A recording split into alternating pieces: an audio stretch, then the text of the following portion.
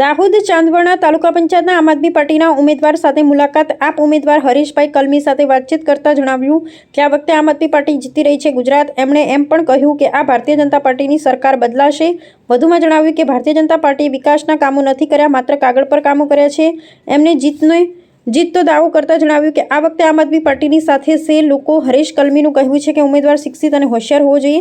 આમ આદમી પાર્ટીના ઉમેદવાર શિક્ષિત અને હોશિયાર છે અને કામની રાજનીતિ કરશે. રિપોર્ટર નરેશભાઈ વી બિલવડ, દાહોદ. નમસ્કાર દર્શક મિત્રો, જાગશે ગુજરાત ન્યૂઝમાં આપનું સ્વાગત છે.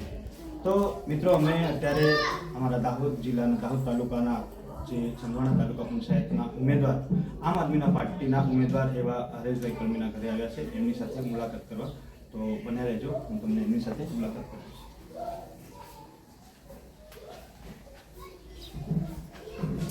હરેશભાઈ, તો હરેશભાઈ, તમારી મુલાકાતે અમે આવ્યા છે કેમ કે હવે સ્થાનિક સ્વરાજ્યનું ઇલેક્શન આવી જ ગયું છે, એટલે કે ગણતરીના દિવસો બાકી છે.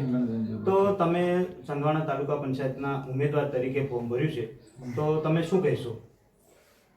જો આમ તો સુખની વર્ષોથી ચાલી રહી છે, તમને બધાને ખ્યાલ છે, પણ જો મારી એજ્યુકેશન લાઈનની છે, પણ છતાં પણ આજે આ વસ્તુ જે ચૂંટણીમાં આપણે જોઈ રહ્યા છે, વિકાસની દ્રષ્ટિએ જો વિકાસ કંઈ થતો નથી લાગી રહ્યું.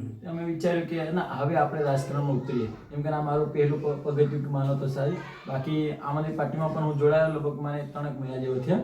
અને ખરેખર આ વખતે એવું કેવું છે કે આપણે વિકાસ દરેક લોકોને જાગૃત કરીએ. રાજકારણ છે પણ રાજકારણ લોકો શું દારૂ પી અને પોટલી વેચીને કે સવાણું ખાઈને વેચાઈ જાય વોટ, એ આપણે નથી કરવા દેવું આ વખતે. કે ભાઈ દરેક વ્યક્તિ જાગો, આ રીતનું કેમ કે આપણે સુધીમાં ઉભા રહ્યા છે.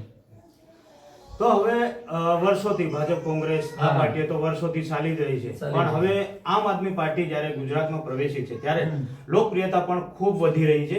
તો આમ આદમી પાર્ટીને લોકો કઈ રીતે જોવે છે? જો આપણે વર્ષોથી પહેલા કોંગ્રેસ પણ જીતેલું હતું, 70 વર્ષ એમને પણ રાજ કર્યું, 35 વર્ષથી આપણે ભાજપ પણ આવી ગઈ, પણ દરેક લોકોનું અમે પ્રશ્નો જોયા. ગામની અંદર ફર્યા ને, અમે પસારમાં નીકળ્યા ત્યારે પણ જાણ્યું, અને પહેલા પણ જોયા પ્રશ્નો મીડિયા થ્રુ પણ જાણવા મળ્યું કે વિકાસની દ્રષ્ટિએ ખરેખર કંઈ જ નહીં. અમે જ્યારે સ્થાનિક સ્વરાજ્યની તાલુકા પંચાયત, જિલ્લા પંચાયત ચૂંટણી, નગરપાલિકા જોઈએ, પણ અમે જ્યારે અહીંથી ખંગરા સીટ મારી લાગે છે જિલ્લા સીટ, મેં ઓબ્ઝર્વેશન કર્યું, પણ ત્યાં વિકાસને આજ તો તમે જાતે પણ ઓબ્ઝર્વેશન કરજો, કોને દરેક જનતાને પણ જણાવી કે જાતે જો તાલુકા જિલ્લાની શું ગ્રાન્ટ ઉપયોગ કરેલી છે. આપણે ત્યાં આપણા વિસ્તારમાં કોઈ તાલુકા જિલ્લાનું બતાવ્યો, અમે એ ભાજપને કે તમે એક કામ તમારું કરેલું બતાવી દો. એના માટે કે નથી થતું, એટલા માટે અમે ઉતરી ગયા છે. અને જનતાને આ જ કહેવા માંગીએ, જનતા આ વખતે જાગી જાઓ. હર વખતે તમે આપણે બીજેપીને વોટ આપો છો, પણ એને સવાલ પૂછીને આપો. આ વખતે આપવું હોય તો એને જેને આપવાની ઈચ્છા એને પૂછો કે 5 વર્ષ કે 35 વર્ષ સરકાર ચાલી, તાલુકા જિલ્લા લેવલનું શું કામ છે આ જણાવો. અને તમે અમુક મીડિયા થ્રુ પણ જણાવો કે દેખાવો કે આટલું કામ કરેલું છે. કશું દેખાતું નથી. અમે જાતે ફરી છે, પણ આજ સુધી 5 રૂપિયાનું કામ પણ જોવાતું નથી. તો આમ આદમી પાર્ટીના ઉમેદવાર એવા હરેશભાઈ કલમીનું કહેવું છે કે જે ભાજપ કોંગ્રેસ વર્ષોથી રાજ કરી રહી છે, સત્તામાં છે, હાલમાં પણ ભારતીય જનતા પાર્ટી સત્તામાં છે, પણ હજુ સુધી ગામડાનો વિકાસ થયો નથી. જેટલો જોઈએ એટલો વિકાસ થયો નથી. ખાસ કરીને સિટીની સરખામણીમાં જોઈએ તો ગામડામાં હજુ પણ પ્રાથમિક જરૂરિયાતથી લોકો વંચિત છે.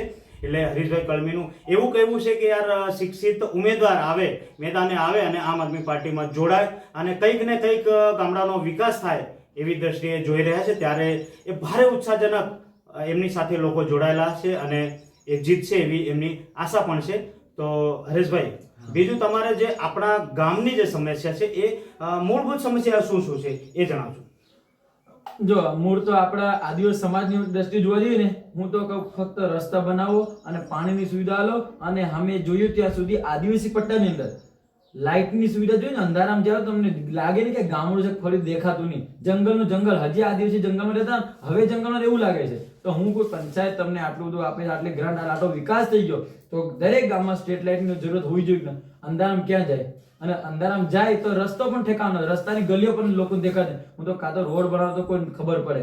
અમારી એક જ માંગ છે કે ભાઈ પાણીની સુવિધા આલો અમારા આદિવાસી સમાજને, અને લાઇટની સુવિધા આલો. જે સ્ટ્રીટ લાઇટ આપણે કહીએ છીએ પંચાયતની, એ વારે આલો. દરેકમાં તમે નાઇટમાં વિઝિટ મારો ત્યારે તમને લાગે ને કે અહીં ફળ્યું છે કે શું છે, જંગલનું જંગલ જેવું લાગે છે. તો મેં કહ્યું એટલીસ્ટ સરકારને અમારે આ પણ દરકાર છે. ખરેખર આવા કામો નહીં થતા, એટલા માટે અમારે જે યુવાઓને ભણેલા ગણેલા યુવાઓ, અમે કે મારી સાથે દરેક યુવાઓ જોડાવ અને આ કામની સાથે રહીને આપણે લડીએ. અને આ વખતે તો અમે આમ જોવા દાહોદ જિલ્લામાં તો હવે સામેનું ફરી જવાનું છે.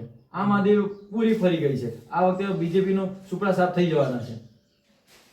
તો હરેશભાઈનું એવું કહેવું છે કે આ ભાજપ કોંગ્રેસ વર્ષોથી રાજ કરે છે, પણ માત્ર ને માત્ર અમારી આદિવાસી પ્રજા, ભોળી પ્રજાને છેતરીને માત્ર ને માત્ર એમનું શોષણ કરે છે, ભ્રષ્ટાચાર ચલાવી રહ્યા છે અને નેતાઓ બસ એમનું જ વિકાસ કરી રહ્યા છે. ખરેખર ગામડાઓમાં વિકાસ થતો નથી એવું હરેશભાઈનું કહેવું છે.